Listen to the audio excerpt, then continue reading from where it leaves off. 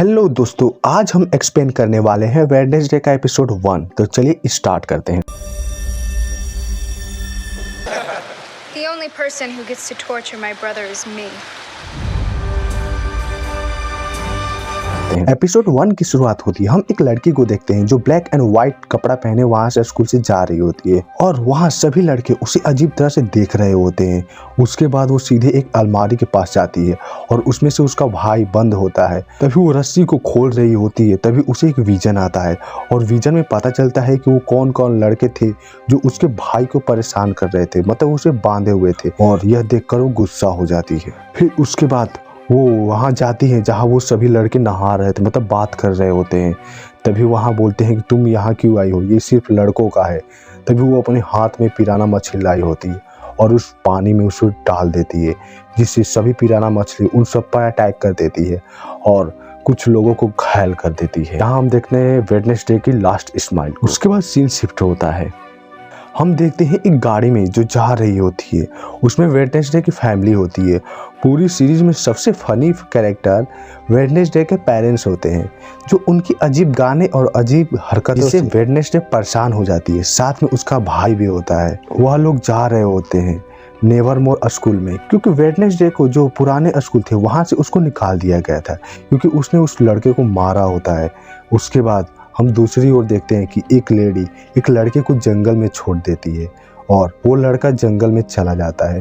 तभी वो लड़का जंगल में जाता है, वह बैठता है। कुछ टाइम बाद वो ड्रिंक पीता रहता है। तभी उसे कुछ आवाज़ सुनाई देती है और यही सीन कट हो जाता है और उस लड़के को जरूर कुछ घटना हुई, कुछ मॉन्स्टर ने मारा हो। उसके बाद हम देखते हैं कि वो लोग स्कूल में एंट्री करते हैं। रिवर्स करो, रिवर्स रिवर्स रिवर्स रिवर्स करो।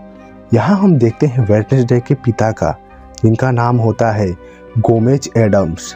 ये कैसा नाम है, जो भी अच्छा है।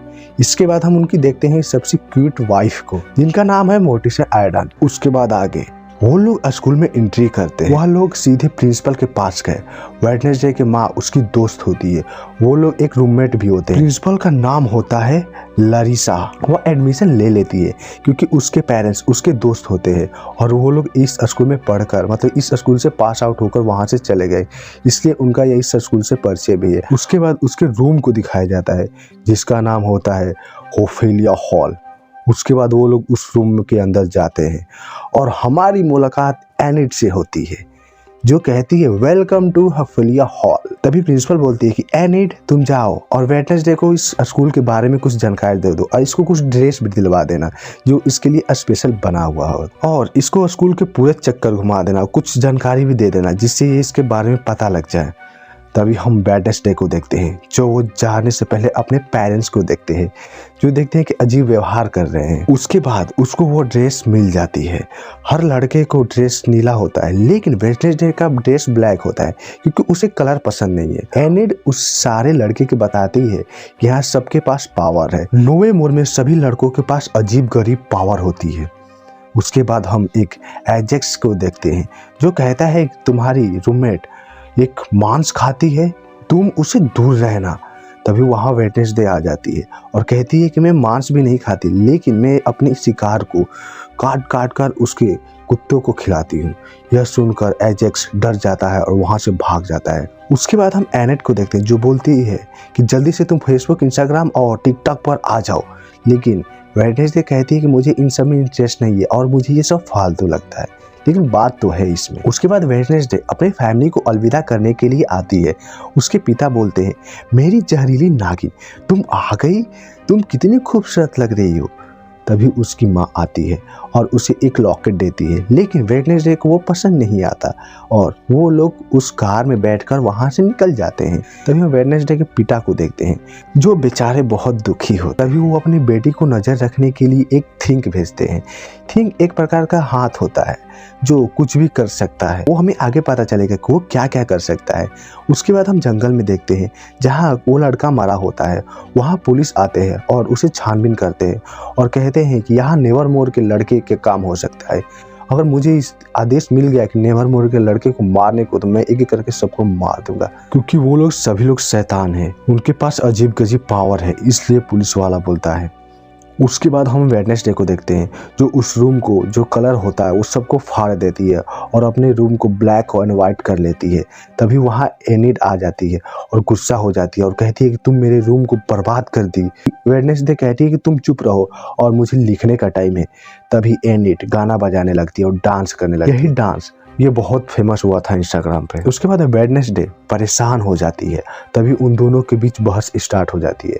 तभी वहाँ उन लोगों की टीचर आती है जिनका नाम मेलेरीन होता है। वह वेडनेसडे के लिए रोज लाई होती है जो ब्लैक होता है। वो वेडनेसडे का फेवरेट फ्लावर होता है और वो लेकर खुश हो जाती है। उसके बाद सीन शिफ्ट होता है। हम देखते हैं वेडनेसडे को जो ब्लैक कपड़ा पहनकर वहाँ से जा रही होती है। तभी वहाँ हम देखते हैं कुछ लोग तलवारबाजी कर रहे होते हैं। वेडनेसडे एक लड़की से वो चैलेंज देती है और कहती है कि तुम मुझसे जीत कर दिखाओ। वो दोनों फाइट करने लगते हैं। कुछ टाइम बाद वेडनेसडे जीत जाती है। उसके बाद वेडनेसडे बोलती है कि इस बार आखिरी होगा, ये खून का बदला होगा, मतलब जिसका बॉडी में से खून निकलेगा मतलब वो हार जाएगा। वो लोग फाइट करने लगते हैं और इसी फाइट के दौरान वेडनेसडे को चोट लग जाता है और वो घायल हो जाती है और वो हार जाती है। उसके बाद हम देखते हैं जब वेडनेसडे जा रही होती है तो ऊपर से कुछ गिरता है। तभी जेवियर उसे बचा लेता है। जेवियर उसे बचाया होता है क्योंकि उसने उससे बचपन में उसने जान बचाई होती है। वो लोग इससे पहले भी मिल चुके हैं। तभी वेडनेसडे बोलती है कि तुमको मेरी जान बचानी नहीं चाहिए थी, मुझे अपनी जान खुद बचानी चाहिए थी, तुम मेरी जान क्यों बचाए। तभी वो बोलता है कि ये मेरा फर्ज था। पूरा सीन शिफ्ट होता है। हम देखते हैं वेडनेसडे को जो टाइपिंग कर रही होती है। तभी कुछ उसे एहसास होता है। वो वहाँ जाती है तो वो देखती है कि वो थिंग होता है। वो उसे पकड़ लेती है और कहती है कि तुम्हारे पास दो रास्ते हैं। पहले रास्ते या तो तुमको बंदी बनाकर 1 साल तक यहीं तक छोड़ दो। दूसरा रास्ता ये है तुम मेरा मदद करनी होगी। वो दूसरा रास्ता अपनाता है और वो कहती है कि हमारा पहला मिशन होगा इससे बाहर निकलना, इस स्कूल से। उसके बाद प्रिंसिपल एक टीचर के पास उसे लेकर जाती है। वेडनेसडे उसे कुछ देर बातें करती है। तभी वो कहती है कि मैं बाथरूम जा रही हूँ। तभी वो बाथरूम जाती है और थिंग की मदद से उस खिड़की को खोलती है और वहाँ से निकल जाती है और पाइप से नीचे आ जाती है और वहाँ से चली जाती है। उसके बाद एक कैफ़े में जाती है जहाँ उसकी मुलाकात टायलर से होती है। वो उसका कॉफ़ी मशीन ख़राब हो गया होता है। तभी वेडनेसडे उसकी कॉफ़ी मशीन को ठीक कर देती है और कहती है कि तुम मेरे लिए कॉफ़ी बनाओ और एक टैक्सी बुक करो। लेकिन वो कहता है कि मेरे पास टाइम नहीं है क्योंकि मैं अभी काम कर रहा हूँ, 1 घंटे बाद खाली होगा, इसलिए तुम इंतज़ार करो। उसके बाद वो बैठी होती है। तभी 3 लोग आते हैं और कहते हैं कि ये मेरे सीट है, तुम यहाँ क्यों बैठी। वो लोग पिलग्रिम वर्ल्ड में काम करते हैं। तभी उन लोगों के बीच बहस छिड़ जाती है और वेडनेसडे उन तीनों को बहुत ही मारती है। उसके बाद वहाँ टायलर के पिता आ जाते हैं और पूछते हैं कि यहाँ क्या हुआ, ये तीनों लोग कैसे पड़े हैं। तभी टायलर बोलता है कि इस लड़की को इस लोगों ने छेड़खानी कर रहे होते, इसलिए इस लड़की ने इन सभी को मारा। उसके बाद प्रिंसिपल वहाँ आ जाती है। कहती है वेडनेसडे आइडम वहाँ से चलो। तभी वो पुलिस वाला सुन लेता है और कहता है कि तुम्हारे पिता ने खून किया है और तुम्हारे पिता को जेल में होना चाहिए, लेकिन वो इधर उधर घूम रहा है।